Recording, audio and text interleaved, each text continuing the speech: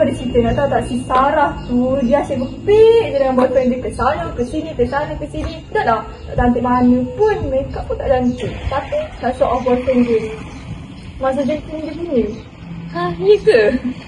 Sarah tu bukan kawan baik kau ke? Asal kau tak cakap lagi je? Ya, dia pasal ada kawan baik aku. Tapi itu tanggungjawab dia lah nak sedar yang dia buat benda tu salah. Tak, biasa dia orang buat apa tu? Dia mesti dah banyak benda jadi ke sebab kedua. Ya, Sarah tu dia nak berhenti dengan boyfriend dia tu. Kenapa tu? Sebenarnya macam ni, kau sebenarnya kawan baik. Tak boleh buka atau email dia. Dengan orang lain, so mesti salah. Kalau begitu pun aku cakap je. Kau boleh relax lah. Kita macam ni dalam berkawan ada adabnya. Kita tak boleh mengontak atau menghina kawan kita sendiri. Kalau itu kan macam mana? Yelah, nanti aku minta lah maaf dekat Sarah tu. Dah lah Nuri, jom.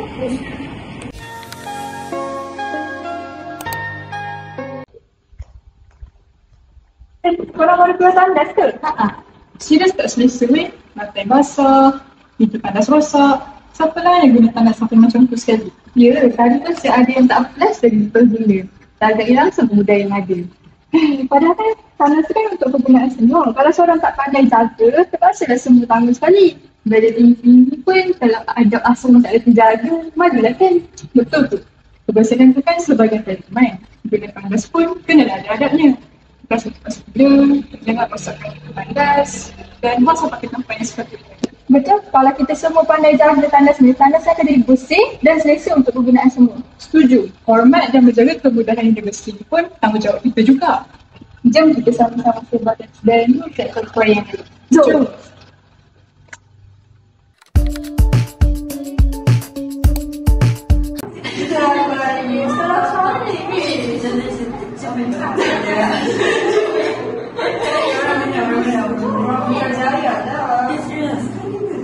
Weh, lambatlah Miss ni. Sini nak ajar ke tak? Tenang sampai dia susah. Boring pula tu.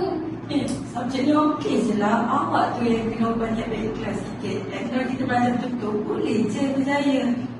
Maaf, pasal subjek tu dia ada sikit. Tak baik kau cakap kat lecture macam tu. Dia yang bagi ilmu kita. Hormatlah sikit lecturer.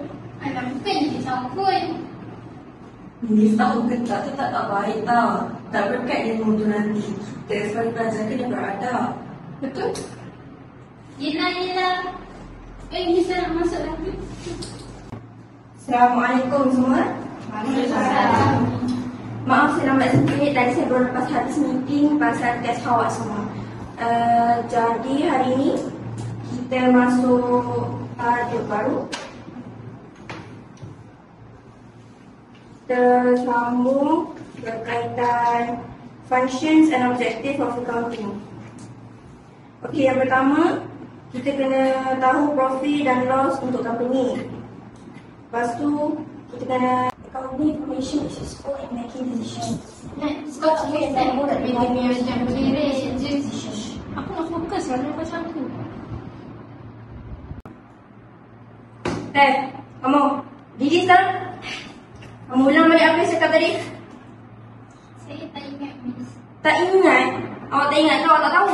Saya pantang lah kalau orang main phone dengan saya. Awak ni kena hormat saya. Tengok saya ajar, apa yang saya ajar kat depan ni. Saya ni pensyarah kamu. Kamu faham tak?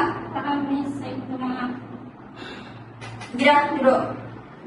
Kamu semua ingat, jangan ulang benda macam ni. Nanti tak berkat ilmu kamu, susah nak terima. Saya ni pensyarah kamu, kena hormat. Dengar apa yang saya ajar, fokus dalam kelas. Tak apalah, kita sambung balik.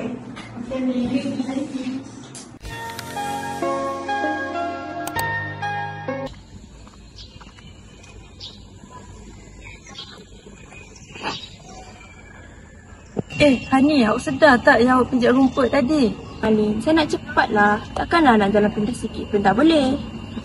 Salah tu bukan pasal dekat ke jauh, tapi pasal kesedaran. Kita kan dilarang untuk pijak rumput. Kita sebagai pelajar universiti kenalah jadi contoh pada orang lain. Saya tak perasan tadi. Tapi kenapa penting sangat tak boleh pijak rumput? Rumput ni ambil masa untuk tumbuh dan ia juga sebahagian daripada landscape kampus. Kalau semua orang pijak, habis tanah jadi merah, tak selesa dan tak cantik.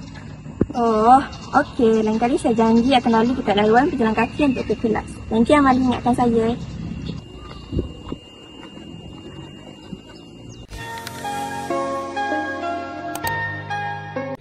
Okey, Assalamualaikum dan selamat sejahtera. Saya bersama Dr. Hafiz dan ingin membincangkan adab mahasiswa atau pelajar universiti terhadap pensyarahan pada pendapat Dr. Sunita. Soalan pertama saya, apa maksud adab pelajar terhadap pensyarah pada pendapat Dr. sendiri secara ringkas? Okay, sini kita tahu kan, pelajar ni ialah kita ada macam-macam jenis pelajar kan. Jadi guru utama ni adalah pada adab. Kita nak tahu pelajar tu macam mana, kita pada adab. Setelah kita tahu adab dan juga berilmu kan. Jadi pelajar ni memang datang sini nak mencari ilmu, tapi sebenarnya adab itu macam satu ilmu. Ada adab, insyaAllah ilmu okey lah. Jadi pada saya adab adalah bicara dengan pelajar ni, kita boleh ringkaskan dan belajar benda kan. Kita tengok dan belajar, contohnya macam adab ketika berjumpa dengan masyarakat, adab ketika menghubungi masyarakat kan, adab ketika kita dalam kelas. Jadi contoh banyak lagi contoh. Jadi yang kita kena tekankan adalah macam mana nak menghubungi masyarakat kan, cara keadaan macam mana, adab dia macam mana. Dalam kelas pula macam mana nak belajar, adab dia macam mana kan. Sambil kalau berselisih dengan dekat tepi jalan tu, macam mana pula adab dia macam. Dia pertama lah, bagi saya dapat dengan saya lah. Jadi kita kena tengok pada segala yang ada kat sini. Benar? Dan soalan yang kedua, sebagai seorang syarah, Dr. sendiri kerja syarah dalam. Jadi orang kata dah berpengalaman dengan berbagai jenis pelajar di universiti. Jadi daripada pengalaman Dr. sendiri, apa perkara-perkara yang pelajar terlepas pandang? Ada pelajar yang banyak yang terlepas pandang dengan adab sama masyarakat. Yang saya suka untuk tekankan yang pertama, kalau bagi saya lah, banyak benda yang terlepas pandang ni, tapi saya bisa contoh lah. Macam apa tu, sekarang kita di zaman media sosial. Jadi nak memang belajar yang menghubungi kita secara online ni, misalnya secara WhatsApp dengan Telegram yang sebenarnya kan. Tapi yang bagi saya, kebanyakan pelajar ni bila dia terlepas pandang ni, contohnya apa tu, kenapa dia buat kesalahan macam kawan. Assalamualaikum, boleh tak anda tolong kat pos ni. Jadi saya ni macam budak ni nak minta tolong untuk sebagai kawan tu, jangan ada pilih lah kan. Macam tu pilih lah ni ni. Jadi kalau saya juga Assalamualaikum Dr. Hafiz, saya nak kenakan diri daripada grup mana. Jadi saya ada dapat masa untuk doktor untuk buka pos ni untuk saya contoh. Macam tu. Itu bagus bagi saya. Dan yang kedua, contoh bila berselisih dengan pelajar kan. Kadang-kadang saya tengok dia muka belajar ni. Selain muka dia tengok dekat saya tak. Kalau tengok dia senyum, tengok buat muka masak tu kan. Ataupun yang paling hidup bagi salam. Dan daripada sekolah lagi dia ajarkan untuk bagi salam. Kita kan asal enggak belajar dengan masyarakat, bila salam. Kalau tak kenal kan. Tapi kita tahu dia masyarakat, jadi bagilah salam. Sebab salam tu kan doa yang baik. Jadi tak salah doa yang baik. Sebab kita akan dapat masalah.